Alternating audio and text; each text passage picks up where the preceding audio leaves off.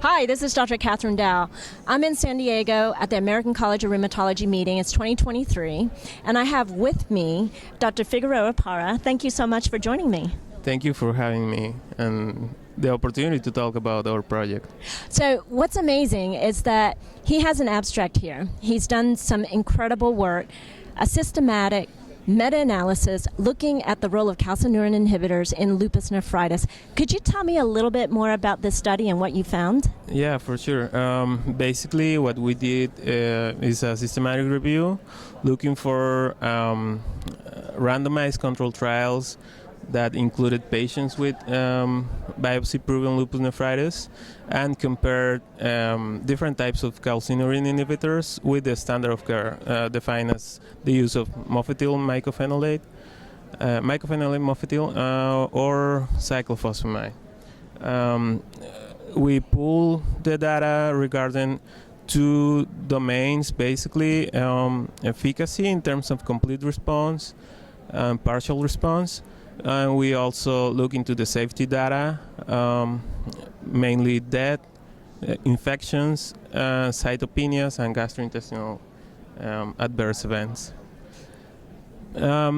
We basically identified 16 randomized control trials, and we found that those patients that received calcineurin inhibitors achieved a higher response, both complete response and partial response at 6 and 12 months.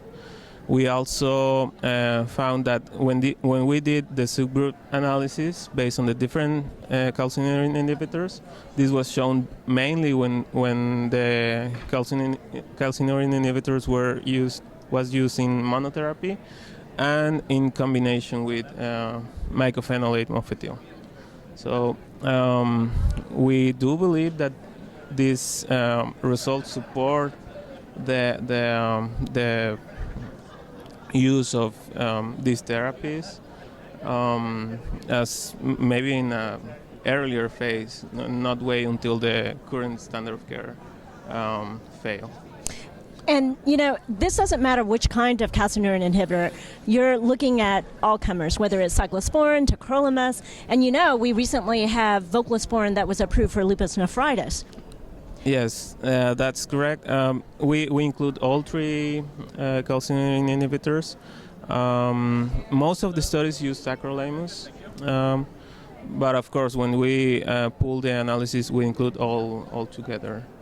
And so what is your take-home point? I mean, you're saying that patients on calcineurin inhibitor with what we consider standard of care, which is mycophenolate or cyclophosphamide, when you use the combination, you're actually saving nephrons.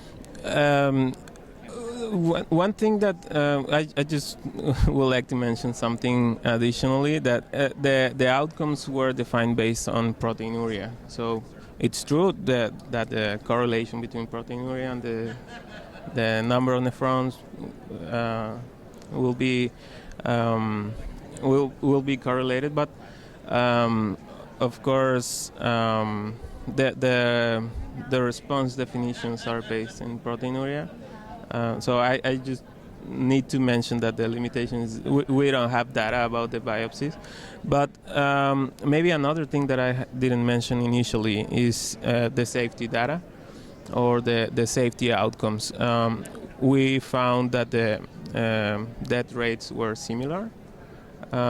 We also found that the number of patients who had cytopenias and gastrointestinal adverse effects were lower in the CNI group, mainly when it's compared with the cyclophosphamide.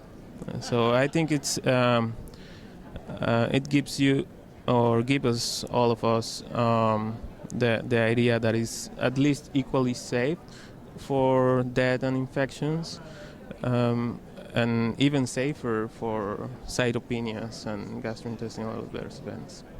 Do you think, based on your data, that calcineurin inhibitors should be part of standard of care when treating a lupus nephritis patient?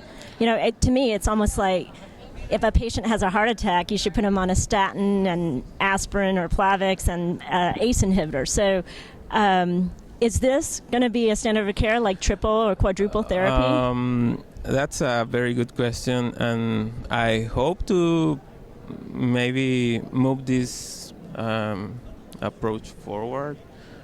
We still don't know because most of these outcomes are short term, so we need to acknowledge that these are 6 and 12 months. We don't know what is happening later, and there are some descriptions about the GFR decrease with CNI. So, but in general, I think it's a good alternative that we should start evaluating. Maybe this will lead us to having a standard of care that is based on combinations more than monotherapies. That is the current trend. Awesome. I'm looking for the studies that you're going to conduct to validate these findings. Thank you so much for joining me. Thank you. So this is Dr. Kathryn Dao. Follow me on Twitter at KDao2011. Reporting for Room Now.